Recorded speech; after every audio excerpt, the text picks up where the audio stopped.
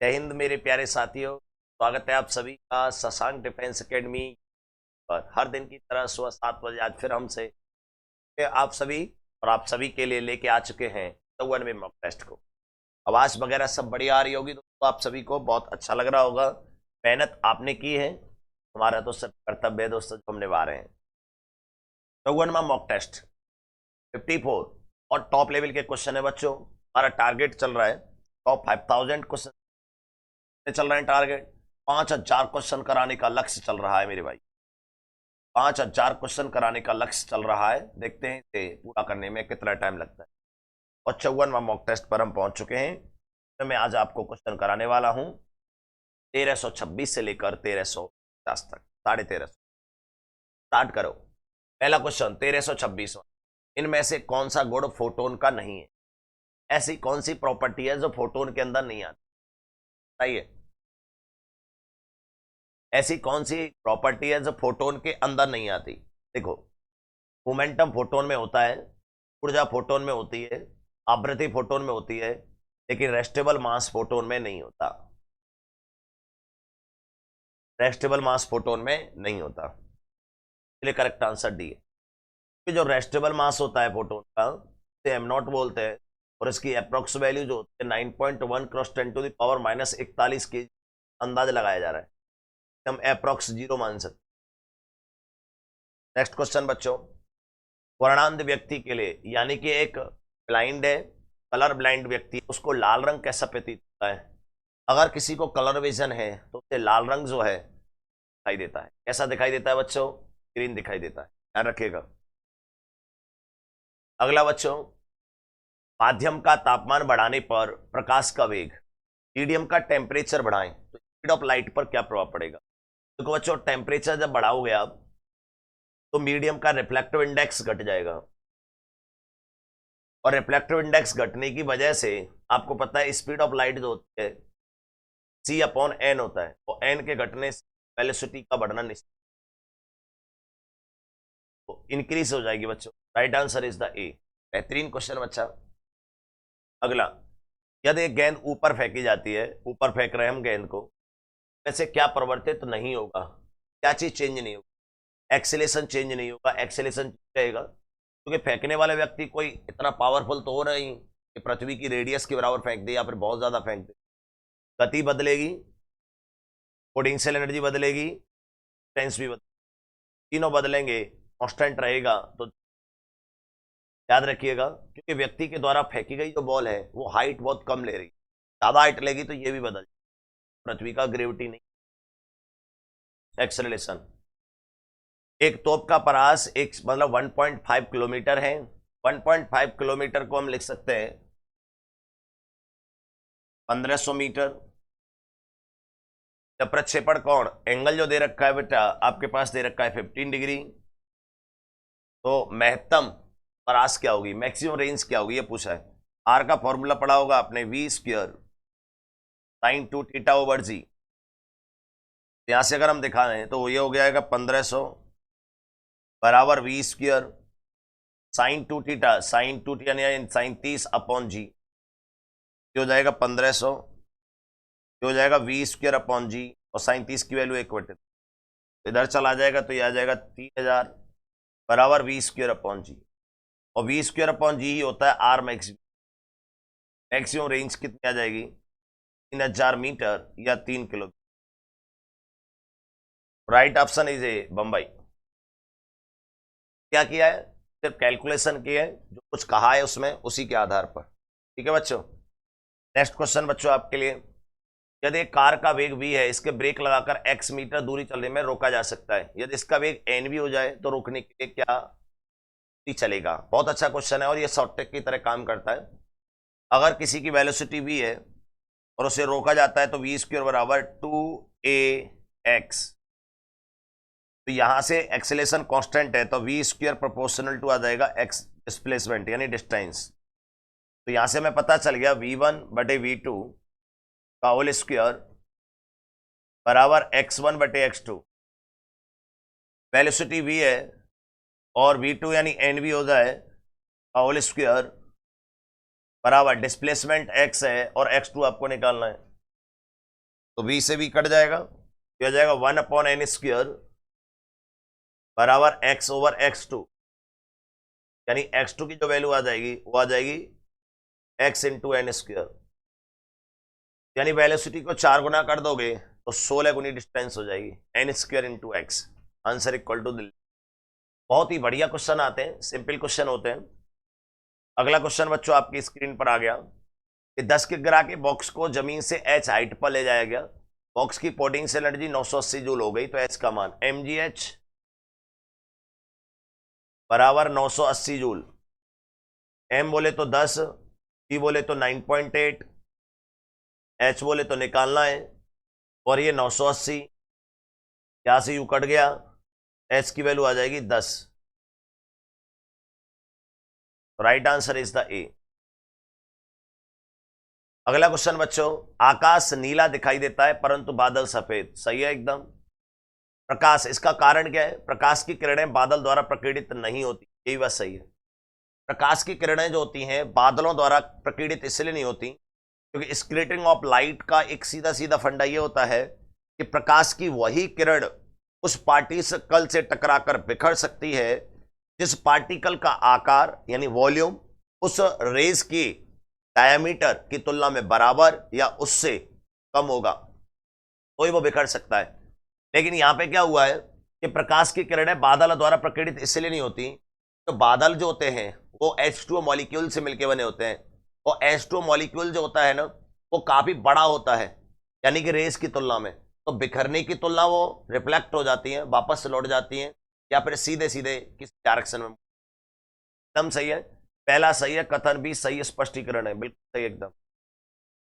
कथन ए सही है और बी उसका स्पष्ट कर रहा है। अगला, 1000 kg द्रव्यमान का एक ट्रक 20 मीटर पर सेकंड की गति चल रहा है, उस पर 5000 न्यूटन का फोर्स लगाया गया, तो भ्रामस्थान में प्रवणता कितनी?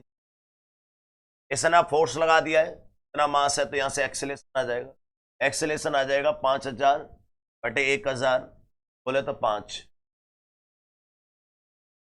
यानी 5 आ गया बच्चों, एक्सेलेरेशन आ गया 5 आ गया, आपके पास वेलोसिटी आई है 20, अब आपको दूरी निकालनी है, तो v² बराबर 2as रुकने तक, t² बोले तो बच्चों 400 बराबर 2, एक्सेलेरेशन बोले तो बच्चों 5 इंटू s की वैल्यू जो आ जाएगी वो आ जाएगी 40 metre, right answer is the Calcutta C. Next question बच्चों, प्रतिबाधा, प्रतिबाधा इंपीडेंस को बोलते हैं, जो जेड होता है, ये XL या XC या R या XL माइनस XC या रूट के अंदर XL माइनस XC का होल स्क्वायर प्लस R², ये अलग अलग सर्किटों में ये रेजिस्टेंस को ही प्रतिबाधा इंपीडेंस कहते हैं, जिसका ओम रेजिस्टेंस, ओम जो है मात्रक होता है। अगला 1326, 3 किग्रा की एक वस्तु की गतिज ऊर्जा क्या होगी यदि इसका संवेग 2 न्यूटन सेकंड हो? भाई सीधा सीधा काइनेटिक एनर्जी के बराबर होता है p²/2m,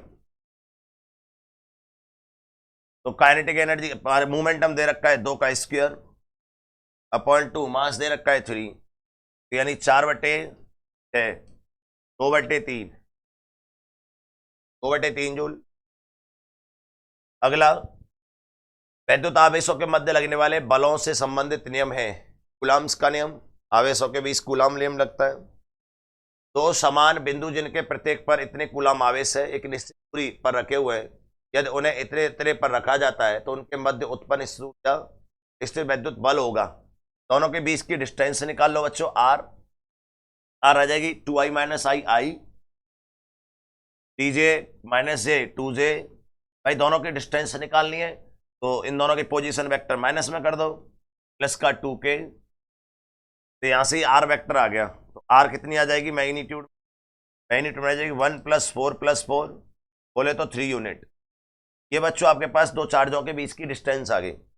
फोर्स निकालना है तो ये होता है 9 × 10⁻9 1/4πε0 की value, Q1 Q2 3 × 10⁻6 Q1 microcoulomb है ना, तो 3 × 10⁻6 Q बटे R² बोले तो 3 का स्क्वायर, 3 के स्क्वायर से बच्चों ये दोनों कट जाएंगे, तो ये बचेगा 9 cross 10 to the power plus का 9 और माइनस के 12, प्लस का 9 माइनस के 3, इतने न्यूटन बच जाएगा। 9 cross 10 to the power -3 newton. Right answer is the Bombay. Simple question था, देखने में हुआ था बस। क्वेश्चन नंबर 1339, 1339, जब किसी वस्तु को पृथ्वी से जोड़ा जाता है तो पृथ्वी से वस्तु की ओर इलेक्ट्रॉन प्रवाहित होते हैं। देखो बच्चों ध्यान दीजिए, ये पृथ्वी है और ये ऑब्जेक्ट है कोई भी, और इसको ऐसे कनेक्ट कर दिया तो पृथ्वी से, क्वेश्चन में जो कहा है उसको समझो। उसने कहा पृथ्वी से वस्तु की ओर इलेक्ट्रॉन, पृथ्वी से वस्तु की ओर इलेक्ट्रॉन जा रहे हैं। इलेक्ट्रॉन जाते हैं तो इसका तात्पर्य है कि वस्तु पॉजिटिव चार्ज है। यहाँ क्या है? पॉजिटिव चार्ज, ये नेगेटिव चार्ज है। कि इसका तात्पर्य है कि वस्तु अनावेशित है, गलत। अनावेशित है बिल्कुल सही है, ऋणावेशित है गलत। तो Bombay is the right answer बच्चों। क्यों? क्योंकि अगर ये पॉजिटिव है तभी तो इलेक्ट्रॉन यहां से इधर क्यों जा रहे हैं, ये पॉजिटिव चार्ज है। अगला 1340, दो आवेशित गोलों पर आवेश दे रखा है इतने इतने कूलम, इनके मध्य कार्यगत बल F है, यदि प्रत्येक को इतने कूलम आवेशित और दे दिया जाए तो नया आवर्षण बल हो जाएगा।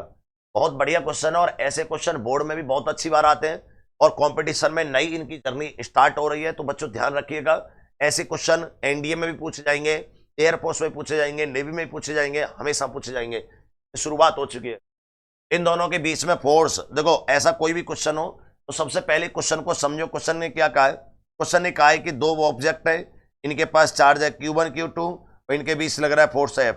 आफ्टर देन इन दोनों को कुछ चार्ज दे दिया गया, यानी Q1 को प्लस डेल्टा Q जोड़ दिया, Q2 को प्लस डेल्टा Q जोड़ दिया। देन आफ्टर देन फोर्स बताना है, ये है क्वेश्चन इसमें, समझ गए? अब बच्चों इस चीज को हमें देखना है तो इन दोनों के हम एक चीज जानते हैं, ये तो एक स्मार्ट तरीका हो गया और हमें शॉर्ट करना है, शॉर्ट कर देते हैं। ये नोट कर लेना, वीडियो को बैक करके नोट कर लेना जो मैंने समझाया था, ये बहुत इंपॉर्टेंट चीज थी। यहाँ क्या कर रहा है कि ये जो ऑब्जेक्ट है, एक ही ऑब्जेक्ट है, इस पर प्लस का 7 कूलम है और इस पर माइनस का 5 है, दोनों के बीच में अट्रैक्शन लगेगा। सिंपल सी बात है, जो फोर्स लगेगा, फोर्स की वैल्यू आएगी 1/4 pi epsilon not Q1 Q2 upon R square. बच्चों क्या आएगी? ये कांस्टेंट है, ये भी कांस्टेंट है, टेंस दोनों की कांस्टेंट है, तो यहां से पता चल रहा है जो फोर्स है प्रोपोर्शनल टू Q1 Q2 आ रहा है, समझ रहे? यानी वही चीज हमें करनी है। यहां पे हमारे पास जो फोर्स आ जाएगा, हमारे पास जो फोर्स आ जाएगा F1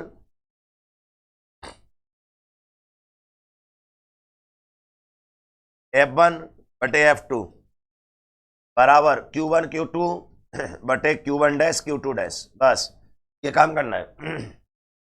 इंप्लाइज दैट F1 की वैल्यू F, F2 निकालना है।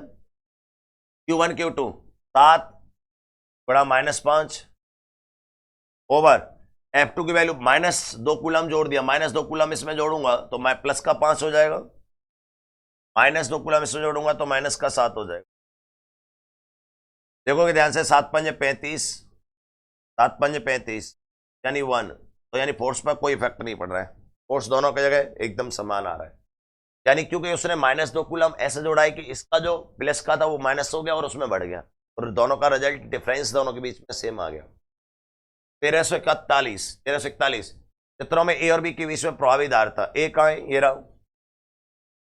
बी कहाँ है? ये रहा। के बीच में नेट कैपेसिटेंस निकालना है। बच्चों ये दोनों कैसे हैं? पैरेलल में, पैरेलल में है तो ये 4 माइक्रोफैरड हो जाएंगे, और ये पैरेलल में है तो इसके साथ कैसे सीरीज में, तो ये भी 2 माइक्रोफैरड हो जाएगा। ऊपर वाला 2 माइक्रोफैरड हो गया, नीचे वाला ये भी सीरीज में है, सीरीज में 2 माइक्रोफैरड हो जाएगा, 4 और 4 2 हो जाता है, और 2 और 2 किस में आ गए? पैरेलल में, तो कितना आ जाएगा? 4 माइक्रोफैरड आ जाएगा। एक बार और बता देता हूं, ध्यान से सुन लीजिएगा, एक बार और बता देता हूं बच्चों, ऐसे क्वेश्चनों में टाइम नहीं लगाना है, समझे? कि सबसे पहले आप इन दोनों को देखोगे तो ये कितना हो जाएगा? 4 माइक्रोफैरड, क्योंकि ये पैरेलल में है, पैरेलल में सीधे जुड़ जाते हैं। और फिर हम इसको देखेंगे तो ये 4 और 4 कितना हो जाएगा? 2 माइक्रोफैरड हो जाएगा, क्योंकि ये सीरीज में है। ऐसे ही यहाँ 4 और 4 है तो ये भी 2 माइक्रोफैरड हो जाएगा, और 2 और 2 किस में आ गए? पैरेलल में आ गए, ए और बी के बीच में, तो ये 4 माइक्रोफैरड हो जाएगा। क्वेश्चन नंबर 1342, यदि एक तार को तानित करके इतने % लंबा कर दिया जाए। देखो सिंपल सी बात है, कोई भी वायर हो, वायर को लेंथ के साथ बढ़ाने पर रेजिस्टेंस जो होता है लेंथ के स्क्वायर के प्रोपोर्शनल होता है, एंड बच्चों उसकी रेडियस की 4th पावर के उल्टा होता है। अब इसमें क्वेश्चन में क्या कहा गया है, इसमें अगर मैं बोलूं परसेंटेज डेल्टा आर बटे आर, या शॉर्ट में मार दो परसेंटेज आर बराबर माइनस प्लस का 2 इंटू परसेंटेज ऑफ एल, ये बच्चों फंडा लगता है, तो इसलिए कहा 0.1% लंबा कर दिया जाए, तो 2 इंटू 0.1%, तो आंसर आ जाएगा 0.2% रेजिस्टेंस बढ़ जाएगा। तो 0.2% रेजिस्टेंस बढ़ जाएगा, इंक्रीज बाई, क्योंकि लेंथ के बढ़ने से रेजिस्टेंस बढ़ता है और लेंथ के घटने से रेजिस्टेंस बढ़ता है। अगला बच्चों, चालक का ताप बढ़ाने पर इसके प्रतिरोध पर, देखो चालक में जो होता है रेजिस्टेंस जो होता है वो टेम्परेचर के प्रोपोर्शनल होता है, और सेमीकंडक्टर की बात करें ना, अर्धचालक की बात करें, अर्धचालकों में जो रेजिस्टेंस होता है वो प्रोपोर्शनल टू 1 अपॉन टेम्परेचर होता है, ध्यान रखिएगा। अब इसमें बोला है प्रतिरोध बढ़ता है, बिल्कुल सही है। अब इसका रीजन पूछा है, इसका रीजन क्या है, तो रेजिस्टेंस जो आर होता है ना, की वैल्यू होती है ml बटे N E square into tau. अब टेम्परेचर जब हम इसमें बढ़ाते हैं, टेम्परेचर बढ़ाने से श्रांत कट जाता है, यदि हम टेम्परेचर बढ़ाएं तो श्रांत काल क्या होता है, रिलैक्सेशन टाइम होता है, एक इलेक्ट्रॉन दूसरे इलेक्ट्रॉन से टकराने में जितना समय लेता है ना, ये घट जाता है, इसलिए रेजिस्टेंस बढ़ जाता है। श्रांत काल बढ़ता है नहीं, श्रांत काल घट जाता है, इलेक्ट्रॉनों का घनत्व तो श्रांत काल घटता है, इसलिए Delhi answer is the right बच्चों। तो इसमें रीजन पूछ लिया है क्वेश्चन में, बढ़िया क्वेश्चन। 1344 ए और बी के बीच में तुल्य प्रतिरोध ज्ञात कीजिए। देखो 3 और 6 1/2, 4 और 8 1/2, बीटी स्टोन बन गया, ये बीटी स्टोन बन गया, तो इसका कोई साइंस नहीं रहा। जब इसका कोई साइंस नहीं रहेगा तो 4 और 3 7 ओम, 6 और 8 14 ओम, और बच्चों 7 ओम और 14 ओम, ये किस में जुड़ गए, पैरेलल में। तो बड़े में 3 का भाग दे दो, डायरेक्ट आंसर आ जाता है। पैरेलल का कॉम्बिनेशन का वैसे निकालते हैं R1 R2 अपन R1 प्लस R2, या फिर 2 गुना है ना तो 3 का भाग दे दो। तो बड़ा कौन है, 14 में 3 का भाग दे दीजिए। जो बड़ा होता है ना, ये डायरेक्ट ट्रिक होती है बच्चों निकालने की। जैसे अगर इससे ये 10 गुना होता तो बड़े में 11 का भाग दे देते। ठीक है, क्लास में पढ़ाता हूँ बच्चों, 14/3 आंसर का। अगला 1345, नीचे R1 में गैल्वेनोमीटर दे रखा है, तो रेजिस्टेंस R की वैल्यू बतानी है। गैल्वेनोमीटर यहाँ पे बैलेंस कर रहा है, ये 55 ओम है, ये R बताना है, ये 20 है तो ये 80 होगा, क्योंकि पूरे की जो मीटर बेस इसका नाम इसीलिए रखा गया क्योंकि 1 मीटर लंबा वायर होता है। 55/20 बराबर R/40, R/80 नॉट 40, R/80, यहां से कट जाएगा 4 बार, और R का 4 का मल्टीप्लाई हो जाएगा, 5 चौक 20 और 5 चौक 20 22, 220 ओम। देखो क्या है ऑप्शन, हाँ दोस्तों। अगला क्वेश्चन आपके पास 1346, 210 वाट के वैद्युत बल्ब में 5 मिनट में कितनी कैलोरी ऊष्मा उत्पन्न होगी। बहुत बढ़िया क्वेश्चन है। देखो हीट का जो फॉर्मूला होता है वो होता है I² R इंटू टी। अब I² R इंटू R की वैल्यू दे रखी है 210 वाट,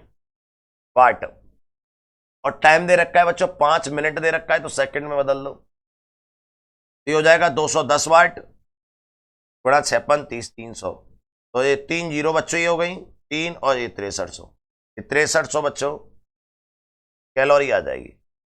याद रखिए शक्ति का जो मात्रक दे रखा है वो कैलोरी में, तो इसलिए आंसर बम्बई। क्वेश्चन नंबर 1347, 40 वाट 60 वाट और 100 वाट के 3 बल्बों को सीरीज में जोड़ा गया। क्यों जोड़ रहे हैं, तो प्रतिरोध न्यूनतम होगा, रेजिस्टेंस। तो बच्चों जो आपके पास पावर का फॉर्मूला आता है, एक तो आता है I² इंटू R, एक आता है V² अपॉन R। तो बच्चों आपको ये वाला लगाना होता है सीरीज कॉम्बिनेशन। कब लगाते हैं इसे, श्रेणी क्रम में लगाते हैं, सीरीज कॉम्बिनेशन में। ऐसे लगाते हैं बच्चों पैरेलल में, समांतर में। अब सीरीज कॉम्बिनेशन में आपको पता चल गया कि सीरीज कॉम्बिनेशन में P जो है होता है I² इंटू R, और सीरीज कॉम्बिनेशन में करंट कांस्टेंट होता है, तो रेजिस्टेंस के प्रोपोर्शनल आ जाएगा पावर। तो बच्चों पता चल गया कि रेजिस्टेंस जिसकी पावर कम होगी, सबसे 40 सबसे कम है कि रेजिस्टेंस कम होगा, तो 40 वाट का रेजिस्टेंस कम होगा। क्वेश्चन नंबर 1348, किसी चालक से 2 एम्पियर की धारा 10 सेकंड तक प्रभावित करने पर इतनी उत्पन्न होती है। देखो इसने कहा है ऊष्मा, लेकिन ऊष्मा का मामला नहीं है, यहाँ पे जूल एनर्जी का यूनिट दे रखा है, तो ये एनर्जी है, ठीक है। चालक का प्रतिरोध होगा, तो यानी कि आपके पास जो एनर्जी है यानी पावर, वो होती है आई स्क्वायर इंटू आर, और पावर कितनी दे रखी है 80 जूल। कितनी दे रखी है बच्चों? 80 जूल दे रखी है। 80 जूल, हाँ एक सेकेंड, 80 जूल जील से कैलोरी, ठीक है, सही है। यानी वाट नहीं है, वाट नहीं जूल है, जूल है तो यानी टाइम का रोल रहेगा बच्चों। तो पावर होती है वो होती है I square into R into T. Power में अगर मैं टाइम का मल्टीप्लाई कर दूं तो यही एनर्जी हो जाएगी, यही शक्ति हो जाएगी, हीट जैसे आप कह रहे हैं जूल, यानी हीट आपके पास आ गई आई स्क्वायर आर इंटू टी, और आई हीट की वैल्यू कितनी आ गई 80 जूल, और आई स्क्वायर बच्चों कितना है 2 एम्पियर, 2 का स्क्वायर, ये आर निकालना है, टाइम कितना लग रहा है 10 सेकेंड। तो आपके पास आ गया 80 बराबर 4 गुणा आर गुणा 10, तो बच्चों यहां से आर जो आ जाएगा वो आ जाएगा आपके पास 2 बढ़िया क्वेश्चन है। अब आप ये सोच रहे होंगे सर हीट का पिछले क्वेश्चन में कैलोरी था, कोई दिक्कत नहीं, कैलोरी में भी हो सकती है तो जूल पे भी हो सकती है, हीट भी बोल सकते हैं तो ऊर्जा भी बोल सकते हैं। क्वेश्चन नंबर 1349, एक इंजन इतने डिग्री सेंटीग्रेड, इतने डिग्री सेंटीग्रेड हमें पता नहीं क्या निकालना है, लेकिन डिग्री सेंटीग्रेड को केल्विन में बदल दो, इसमें 273 जोड़ोगे तो हो जाएगा 1000 केल्विन, और 227 में 273 जोड़ोगे तो हो जाएगा 500 केल्विन। ये 2 टेम्परेचर हैं। तो दक्षता की बात करें तो दक्षता होता है difference of temperature, difference of temperature कहने का मतलब 1000 में से 500 बटे इनिशियल 1000 गुणा 100, बच्चे कितना आ जाएगा 1/2 आ जाएगा, 1/2 आ जाएगा। Correct answer is equal to 1/2। और ये लास्ट क्वेश्चन आपके लिए 1350, बेहतरीन, कि नियत त्वरण जी से नीचे उतरती लिफ्ट में सरल आलोलक का आवर्तकाल होगा। देखो बच्चों, तो टाइम पीरियड का जो फॉर्मूला होता है टी बराबर 2 pi under root L upon A net, ये होता है।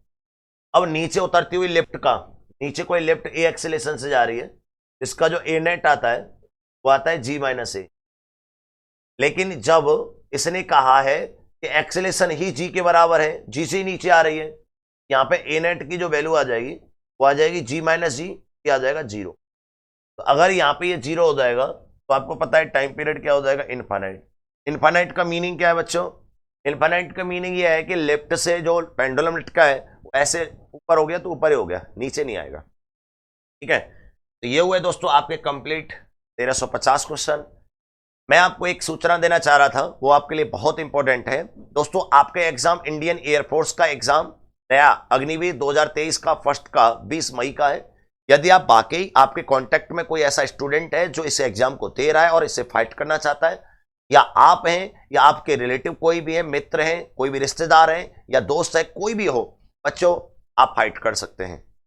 मैं आपको आपके लिए एक स्पेशल बैच लॉन्च करने जा रहा हूं, एक नाइट का बिल्कुल ऑफलाइन बैच। तो अगर आप इस 20 मई के एग्जाम को फाइट करना चाहते हैं तो ज्वाइन करें Shashank defence academy, front of ASM polytechnic college, BSc engineering college Mathura में। बच्चों ये नाइट का बैच बहुत ही स्पेशल होगा, इसमें 7 से 8 घंटे की क्लास चलेंगी, और बैच की शुरुआत हो रही है बच्चों 18 से 20 इसी मात्रा अप्रैल में, ठीक है बच्चों। और अगले 1 महीने का बैच है, और 1 महीने का फीस भी हमने बहुत नेग्लेक्ट रखा है, 5 to 6,000 मात्र, और एक कंप्लीट नाइट का बैच है, और इसमें क्रैश कोर्स कंप्लीट कराएंगे आपके लिए। बस जय हिंद दोस्तों।